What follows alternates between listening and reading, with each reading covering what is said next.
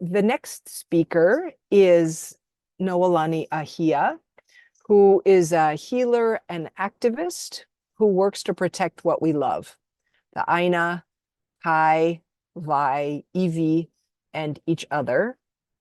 Trained in traditional East Asian medicine, she's been delivering acupuncture and herbal medicine to the Maui community for 15 years. In 2017, she co-founded the Maui Medics Healers Hui with Dr. Kalama, and in 2019 spent 8 months on Mauna Kea tending to our lahui. Genealogically tied to Lahaina, Maui, she founded the Maui Medics Healers Hui after the devastating 2023 fires. Building communities of care is central to how she walks in the world, always guided by ancestors and the whispers of an ancient murmur. Noelani, such an honor to have you with us, and thank you very much. Mahalo nui. It's such an honor to be here. Mahalo. Kabuka halo aku makapea. Kanuia halo ulu halo kalau halo ike aula puka. Kabuka halo aku makapea. Kanuia halo ulu halo kalau halo ike aula puka. Kabuka halo aku makapea. Kanuia halo ulu halo kalau halo ike aula puka. Kabuka halo aku makapea. Kanuia halo ulu halo kalau halo ike aula puka. Kapuka haloa. Haloa is our elder sibling in Hawaii. Haloa comes from our creation myth. It's a story of Wakea, Father Sky, who has a daughter with Ho'ohoku Kalani, who has a child, and that child is stillborn. And in this mo'olelo, in this creation story of ours, the stillborn is buried in the āina, in the land. It's buried on the eastern corner of the hale. And another child is born after that. And when that next child is born, the āina from the stillborn child gives birth to our kalo plant. Haloa, we call it. The child that lives, the second child, can then feed off of haloa, the first stillborn child, from the fruit, from the food, the mea'ai that comes from that stillborn child. This is a story from our kumulipo, which is our creation chant, which tells us the evolution of our people from the pole, from the darkness, the vastness of the universe, into the time of humanity that we're in now. I bring this story up because this story teaches us about how Kānaka Maoli people think about death and rebirth and relationship and our connection to āina.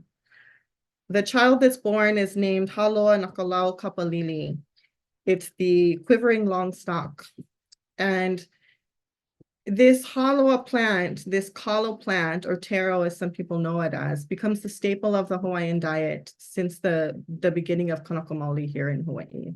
Now, of course, we have our creation myths. We also have our migration stories. And even though these may seem conflicting, they're not for us, because these stories give us information about how our ancestors thought, how they behaved, what their values were, and we can utilize those things for ourselves today to remember who we are. So in this story, we see that the stillborn child has been buried into the earth. Its bones are literally put back into the āina. And in Kānaka Maoli thinking, the bones carry the mana, or the life force of ourselves. So if you think about your own bones, if you just grab your forearm and just feel your bone, just connect to what it feels like, what those bones feel like, or maybe you want to feel your jawbone. And just think about all of the experiences that you've had in your life. And notice how much of that experience is carried in your bones. All of your life lessons, all of your wisdom, all of your ike, your knowledge. It's in your bones. And when those bones go back into the āina, they become nourishment for the future generations. So across Hawaii Āina, there are iwikupuna, or burials of our ancestors, bones of our ancestors, that were put there in order to provide sustenance for those of us alive today and for our future generations. I talk about this story in relationship to Lahaina. I want to tell you a story about a family in Ohana that Maui Medics Healers Hui worked with. We were on the ground immediately after the fires, taking care of our people the way that we always do. And a couple months into the process, the reentry phase started for Lahaina. And that was a phase where families could go back in to see their homes for the first time since the fires, and they could collect things, sift through toxic ash if they wanted to. And so we volunteered to be the medical and mental health organization, along with Healthy Mothers, Healthy Babies, to go in and malama people, take care of them, make sure they were safe, make sure they had PPE, but also making sure that their spirits were being tended to. So we had an ohana. It was a very large Kanaka Maoli and mixed ethnicity ohana, as many are in Hawaii. And this family was really struggling. They were living in a hotel, crammed too many people in a room, no kitchen to cook, just really struggling with what to do with themselves and experiencing enormous levels of grief and depression, even some suicidal ideations.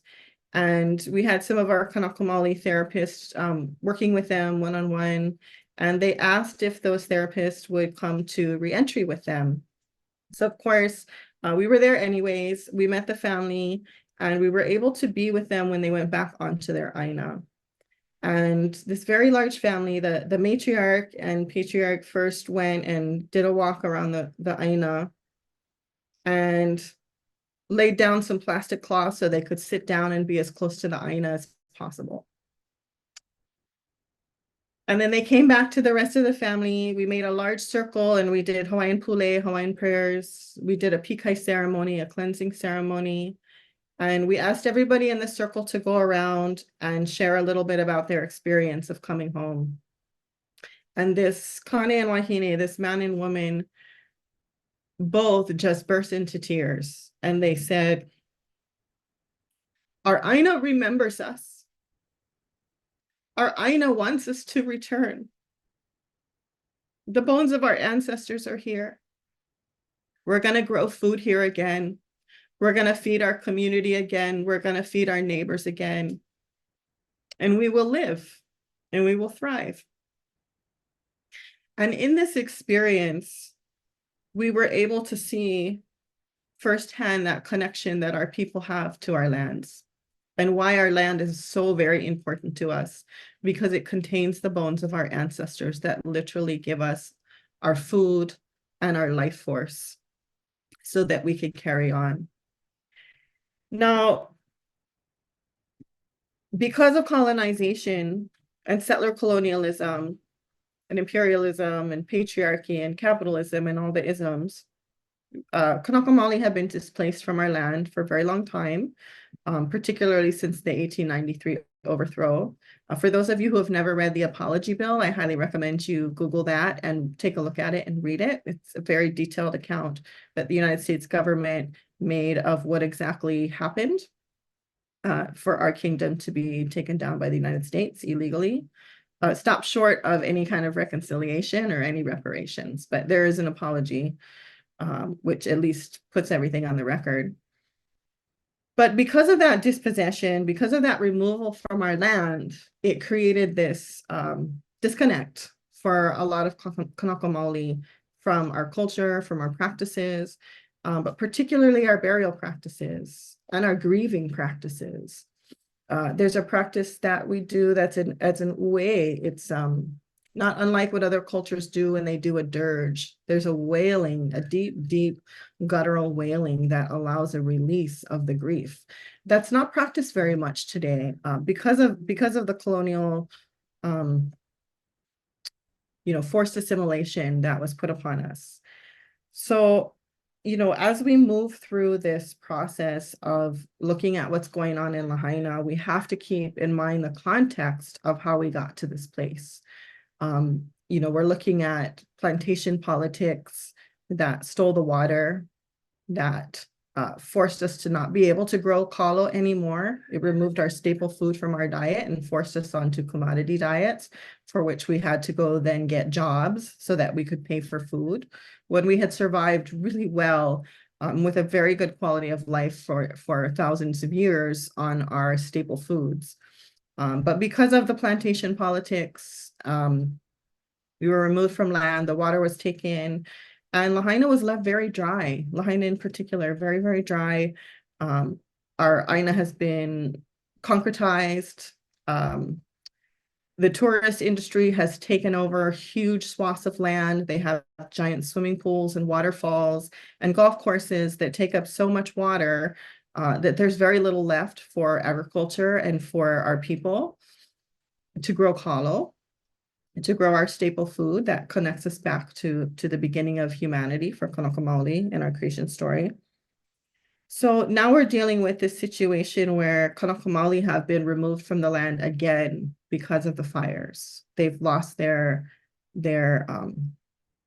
space and their place. And we're dealing with this situation where folks are in hotels, and some of them have moved 10, 12 times since August 8th. They're constantly being shifted from one hotel to another. We're dealing with this disaster capitalism.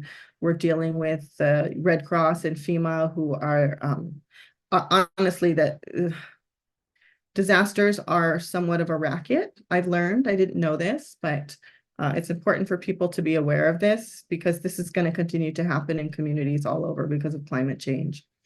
So we're going to circle back around to this displacement because of the fires and look at what does it mean to support our people going forward. And it has to start with land back for Kanaka Maoli. We have to find pathways for our people to get back on our āina, to reclaim what belongs to us. When we look at the way that land was taken away, it was done in so many malicious and oftentimes violent ways, including starving us out by removing our staple crop because the water was gone, into the plantations for sugarcane and pineapple. And then through nefarious things such as the Hansen's disease epidemic.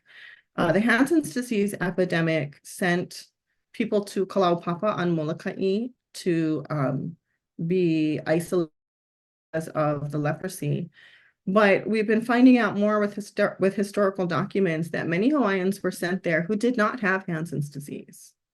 But when they were sent there, they were no longer able to fight and stand up for their āina, for their lands. And oftentimes that's when plantations swooped in.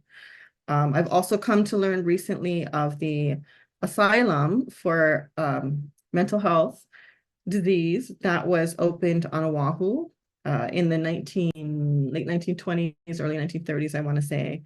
And I found out that my grandfather was a patient there and was given shock therapy treatment, electroshock therapy. But come to find out that Kanaka Maoli had the lowest number of diagnoses, but had the highest number of treatments, had the highest number of interventions. So that would be lobotomies, shock therapy. But what happened is once Kanaka Maoli were considered unfit to return to mainstream society, they were considered a ward of estate. And when they were a ward of estate, you couldn't own property. And so their lands were sold so that it could pay for their treatments and their stay at the asylum. So we're looking at this historical pattern of how Kanaka are removed from land, how our culture is erased, and where our people are now and where we're left to try to put together the pieces. And then you add on top of it the trauma of this fire and losing an entire town. And our people are really, really struggling. Excuse me.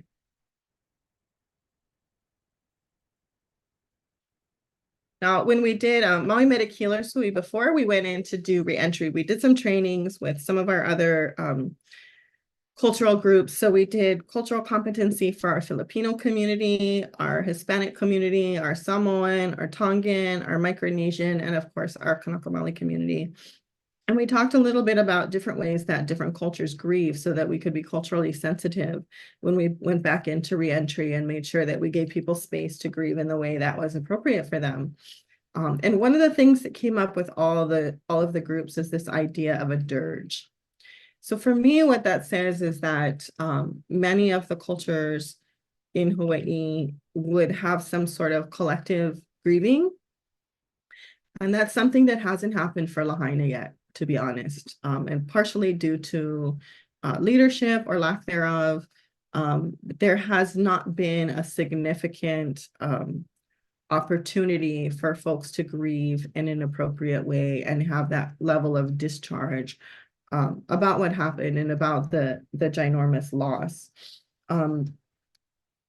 There hasn't been enough collective acknowledgement, and that collective acknowledgement is not only about the fires, but about the conditions that allow the fires to occur in the first place, the plantation politics and the settler colonial impositions on our āina, the displacement, the dispossession, the forced assimilation. All of these things led to these conditions that have kept Kānaka Maoli in an oppressed state in our own homeland for 130 years since the overthrow. However, coming to things like this and being able to share this knowledge gives me hope, because it seems like so many people here, including sometimes our own people, just don't know the real history of Hawaii and don't understand that Kanaka here are suffering, and that the remedy is land, the remedy is āina, the remedy is our ability to be Hawaiians in Hawaii.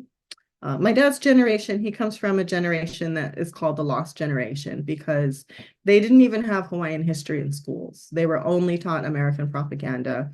And so they are largely aligned with whiteness and aligned with patriarchy and capitalism. And of course, that's not their fault. My generation and the generations after me are working very hard to reclaim not only the cultural pieces, but understand the political analysis and working to decolonize our minds and decolonize our bodies and decolonize our life ways so that we can exist as Kanaka. And one of those things that we haven't been able to do is bury our dead in the traditional way.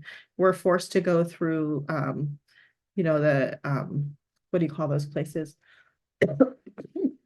Mortuaries. And nothing against our mortuaries here. We have some lovely family members that run mortuaries here, but the ability to just place our kupuna in our āina. Most of us don't even have āina where we can put our kupuna, where we can put those bones if we wanted to. One of the reasons that housing is going to be so problematic in Lahaina is because it's such a huge percentage of renters and not homeowners. And many of the homeowners are foreign investors and not our local people or our Kānaka Maoli. So people really have nowhere to go back to, even though this is stolen land that our people should be on in the first place. So that is all to say. Thank you so much for being here and for listening. And if you are in Hawaii, think about what is your kuleana, what is your responsibility to Hawaii. If you're going to be here, how do you negotiate giving more than you take? How do you negotiate being on stolen land? Where is your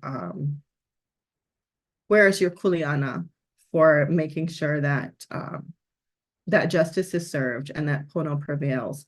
So it's a difficult question, but I think it's time in our history that we start having those difficult conversations in, the most aloha way that we can, so that we can come together and find solutions, get Kanaka back on the land and begin to heal from our historical traumas and injustices, as well as these recent traumas that we're going through now.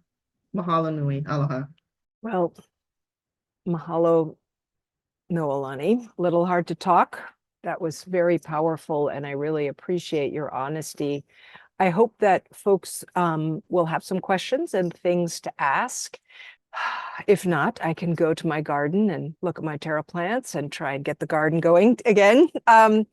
No, but seriously, thank you so much. There's so much there to unpack, and so many issues that you brought up. Can I ask, can you talk a little bit about, you were saying that you're not able to bury people in the traditional way. Can you talk a little bit more about what those ways are? And then if you were able to, you know, to make that happen, what would be some things that you'd like to see happen? Well, you know, there's a lot of different burial practices, including cave burials, and there are some things that are really just too sensitive to share in an open forum like this. But the things that are safe to say are, you know, they would be buried oftentimes in sand, because our burials were oftentimes hidden and not marked, and that was for a reason. There would be a caretaker who sometimes did the burial, and then would caretake that burial. But really only the close family knew where the burials were, to protect them, because the EV did have mana, and your bones could be stolen and used for nefarious purposes if your family wasn't careful and didn't protect those bones. So sand burials were very, very common. And it's interesting because the material that makes up sand comes from, it's ground up coral polyp. And the coral polyp in our kumulipo and our creation chant is the very first life form that comes into existence when we go from the pole or the darkness into the ao or the light. So it's the very, very first life form, the coral polyp. So it's sort of interesting to me that after it becomes sand, that our ancestors would bury our people in that sand. And it's almost like this full circle of going back.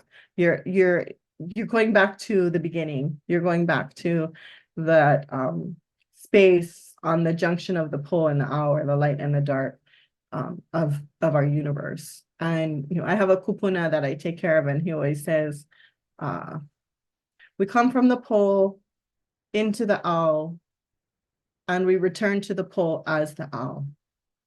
So we come and we live our lives, and then, you know, we return with that knowledge that we've gained, with that ike, with that light. So some of the work that I do in the community is around protecting Hawaiian burials, because they get dug up all too frequently. And in the late 1980s, early 1990s, there was a hotel that was being built on Maui in Kapalua. It was a Ritz-Carlton, and they unearthed close to 1,000 burials, a little more than 1,000 burials. And the community had to fight like hell to get that project stopped. And eventually the Ritz decided to move Mauka, you know, move however far up towards the mountains, in order to accommodate the burials. And there's a burial preserve there now. And that was the foundation of the burial laws in Hawaii. But, you know, like all things in Hawaii, the legislation got watered down, really to protect developer interest. And so they're stronger than some places, but they're really not strong enough to protect our burials.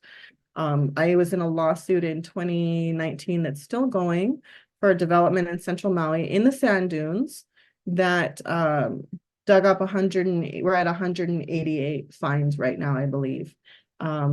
Also that people who aren't from here can move here. Those houses aren't for us. Those are $1 million homes.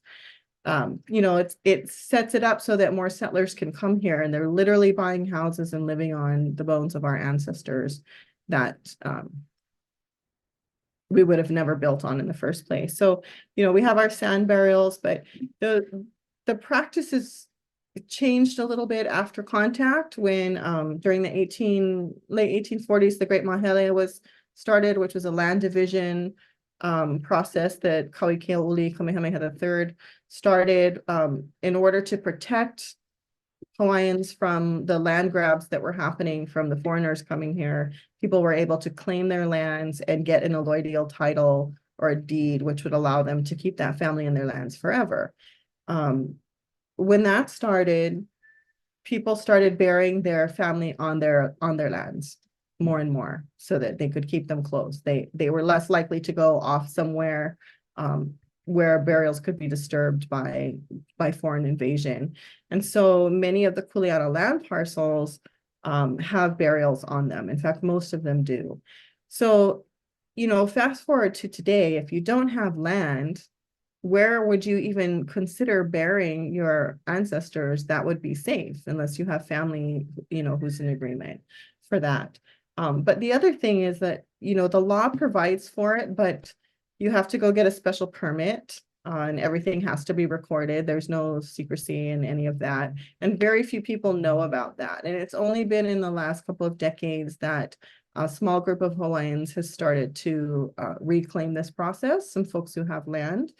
But it's something that we have to move towards in the future. Is one of the reasons we need to reclaim our land, is to take care of our dead, and allow them to take care of us, right? It's cyclical. It's never one way. It's always reciprocal. And so, you know, that land back piece is the biggest piece. And then, you know, our people are still in the process of remembering who we are and putting ourselves back together. There's a huge spectrum. There's people who, you know, were born and raised in a very Kanaka Maoli way. There, you know, there's a small handful of families that still carry that knowledge uninterrupted. And then there's most of us who have various levels of interruption, whether or not, you know, we grew up with a Hawaiian lifestyle, whether or not we had grandparents who still spoke the language. Keep in mind, it was illegal to speak Olelo Hawaii up until the 1980s.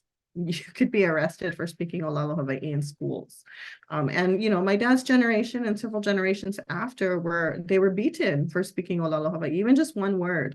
They'd be beaten, or they'd be put in a closet and shamed, or forced to, you know, have their mouth washed out with soap, or have their hands whacked, or whatever the punishment du jour was. And there's an enormous amount of trauma around that for our people, and around just being Hawaiian in general. There's a lot of shame because we were raised and told, you're not smart enough. Hawaiians just can't learn. Hawaiians are stupid. Hawaiians just aren't that bright. I mean, this is the kind of narrative that many Hawaiians were raised with, and, you know, was reinforced by the settler society all around us. So, you know, having those things in mind, something like reclaiming our burial practices, it's going to take, you know, legislative work, and it's going to take continued cultural training for our own people.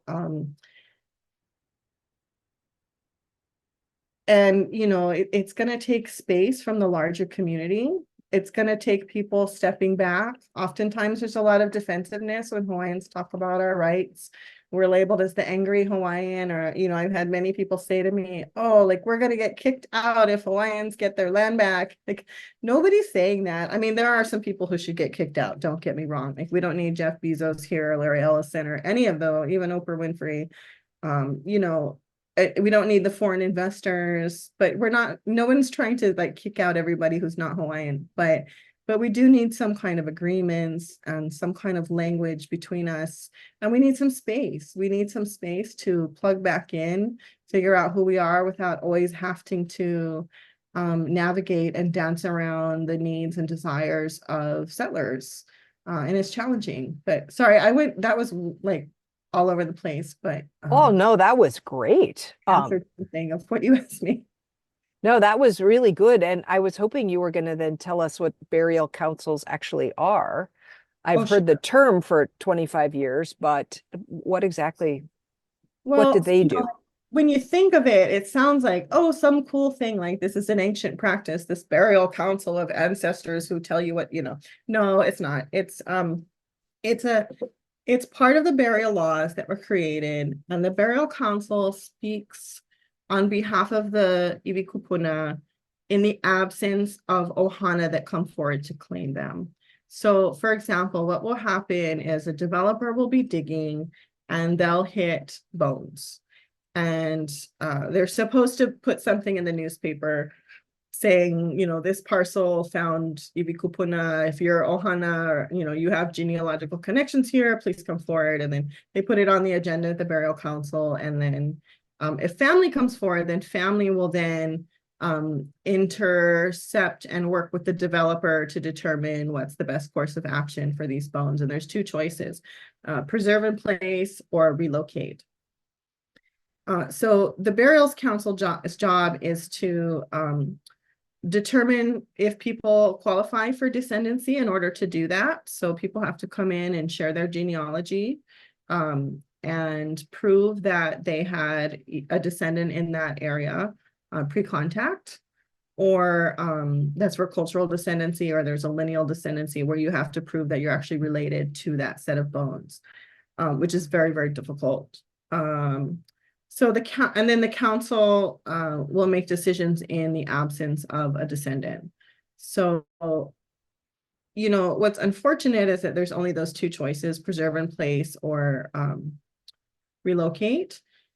There's no choice that says, go away, developer, or do you even own this land? Or, you know, show us your title. And it gets really complicated. And the Burial Council, when the burial laws were created, they were forced by the development lobby to create two positions on each council. There's one for each island. So each island has its own burial council. They were forced to add two positions for large landowners. So there are developers that sit on the burial council and make decisions about people's ancestors. So, you know, some of the burial councils have amazing representatives, and some of them have, you know, development stacked representatives. So double-edged sword, whether or not that council is going to be helpful or harmful in the protection of the burials. But what the burial councils don't do is actually prevent desecration. They are there to sort of help mitigate if desecration happens. But there's very little that they can do to prevent, which is why, you know, the people end up standing on the street corner with signs and jumped in front of bulldozers and, you know, taken developers to court and tried to work on getting the legislation changed. On Maui, we were able to create a position to fund a county archaeologist, which doesn't exist on anywhere else in Hawaii. And she's been able to intervene on our behalf and try to stop bad projects before they happen, or at least put more stringent conditions on a project in terms of the pre-archaeology that has to be done. But, you know, those burials are so sacred, and their protection is tantamount to our health and well-being as a people, and their desecration is equal to our lack of wellness. You know, our high poverty rates, our high rates of diabetes and hypertension, our, you know, the high incarceration rates, high domestic violence rates, all of the things that Kānaka Maoli and other Indigenous people and BIPOC people, you know, we all have these things in common. And it's not because there's anything wrong with us. It's because we live in an oppressive white supremacist system that created conditions for this to be our reality. And it's going to take all of us to shift that. But with people of color, you know, and the people of a place being centered and put at the forefront in order to lead those charges to change this. Yeah, so that's what burial councils are. I hope that was somewhat. Yeah, no, I have a friend who was on a burial council, and she and I always she wanted to, you know, get people aware of Kukuamau and the things we were doing, and but she would often talk about these, you know, cases or situations. So she's Kanaka Maoli, and she was, you know, these things that you continue to fight. So I appreciate knowing that. I didn't exactly know how that worked, and very interesting. Yeah. So I'm wondering if other people have questions. I know Cami, when we met the first time, she was talking about cemeteries and that she was involved in African American and Black cemeteries. That, but I don't know if other people have questions. I could keep asking you many questions, but let's see if there's other folks that want to. You can, you know, feel free to raise your hand or put a question. There you go. Thank you, Hope. What do you suggest āina advocates do to support Kanaka Maoli in healing? That's a great question, Hope. Thank you for that. The first thing that comes to mind is space. Is space and just asking that question of the people in your own circles, you know, because it's going to be a different answer for everybody. There is no pan Kanaka way of thinking. We don't have like a centralized government or a centralized, we have no spokesperson. Like I don't speak for everybody, and I'll just make that clear. You know, we are a diverse people who had many different practices on different islands, come from different family lines. But collectively, what we need is land back. So any type of advocacy for whether it's, you know, legislative bills or just educating others in your community about why it's difficult for Kanaka Maoli, you know, why just really why land back is important, and why, you know, like the legislation to allow counties to put limitations on short-term vacation rentals. We've been saying this for years. Like the developers keep saying, we need more housing, we need more housing because we have a housing crisis. But we really don't need to build more housing and desecrate more burials. We need to reallocate the housing that's here. There's something like, I think the governor said it was 27,000 vacation rentals on Maui or something ridiculous like that. Like those are owned large. I think only 11% of them are owned by people in Hawaii. The majority of them are owned by out-of-state investors. And until our legislators can get a grip on that and put that housing back in the hands of local people, not just Kanaka Maoli, but just local people, you know, that's the kind of work that is really important, and that benefits all of us. But also just educating folks who are coming here, you know, when people first move here, to me, my rubric is if you don't have a kuleana here, you don't belong here. If you came for your own healing, or you came just because it seems like paradise, or you came because you wanted to try something new, you really shouldn't be here. It's too much of an imposition for Native people on stolen land. If you're here and you have kuleana and you're helping in the community and you're giving of yourself and you're working to make conditions better, and you stand as an ally with us, then by all means, like we have so many amazing allies. In fact, we have Laura Dvorak on here today. She's one of our OG Maui Medics who was with us on Mauna Kea in 2019, and she came out and volunteered. She'd fly over from Hawaii Island regularly to volunteer with us in Lahaina after the fires. And, you know, we need more people like Laura, and, you know, people who will stand with us when the time comes. If we have to stand at Mauna Kea again, you'll stand with us or support us how you can, and really just be aware and educated. I would say education is a really big piece of it. Reading the apology bill is a great first start. I worked last term for Councilmember Kiani Rollins Fernandez on Maui, and if you go to her county page, we did a series on systemic inequality, and so we had some educators come and speak to the council to try to help influence their thinking, so that maybe they'll nudge a little bit on their votes and vote in favor of Kanaka interest. It's not entirely working out, but at least they can't say they didn't know. So all of those meetings were recorded. So there's Kalekua Ka'eo and Candice Fujikani talking about Asian settler colonialism, and Kehaulani Kawanui, who writes beautifully about settler colonialism, and a handful of other speakers. And you can go on there and watch those. They're like a couple hours each one, but they're really good foundation for what's going on here and the struggles that we have. And it's the kind of stuff that everybody who lives here should know and understand and grapple with, in the same way that, you know, we all have to grapple with all of the issues of today, racism and gendered violence and all of these, you know, things that plague all of us. Mahalo for the question. So I'm looking up to see if there's other questions. I know for folks that didn't go up to the Mauna, they missed the amazing experience up there. That was really an amazing time. I'm good to know Laura was there. I went like 3 times and know Dr. Kalama from when before she was doctor. So it was really, that was such an amazing experience, I will say. Total chicken skin every time I went. Just, oof, yeah. In case that happens again.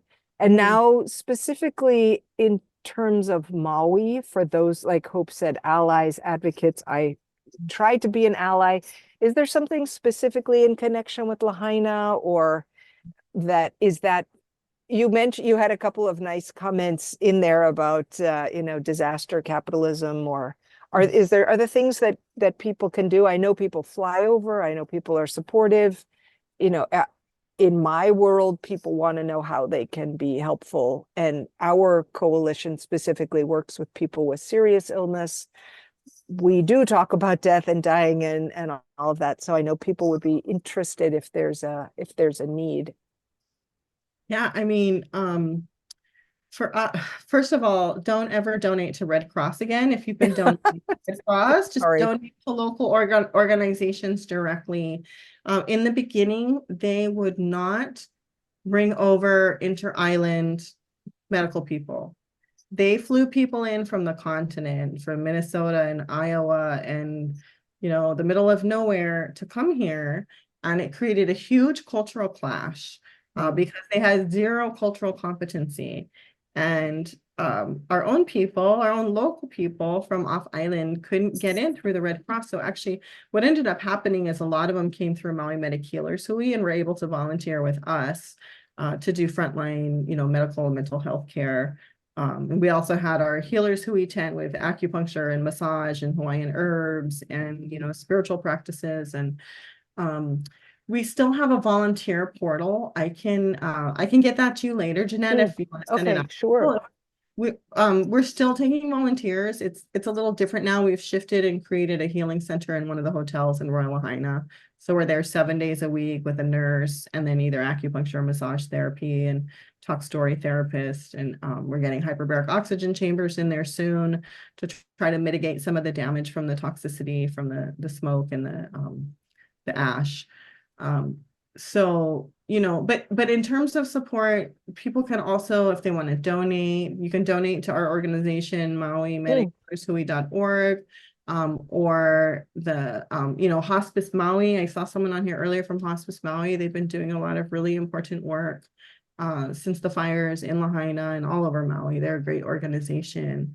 There is the Hawaii Community Strong Foundation, which we did get grants from. That's kind of a central place, or the Council for Native Hawaiian Advancement. You can give donations there. But I think, a really big piece is continuing to educate folks who don't know about the impacts of tourism. Like, you have family that wants to fly to Maui for vacation, tell them not to. We don't need extra strain on our resources. And the HTA, Hawaii Tourism Authority, just put out a new video saying, Lahaina is open, we're ready to serve. And I mean, Lahaina is open? I screamed in my car so loud and dropping F-bombs. Not only are we not open, but you want us to serve you? Like, we are suffering. People in Lahaina are suffering. And, they're trying to bring tourists in and put us back in that subservient position of people's fantasies and about Hawaii and exoticism, and it's just gross. It's so gross. Oh my God, that's really stunning. Yeah.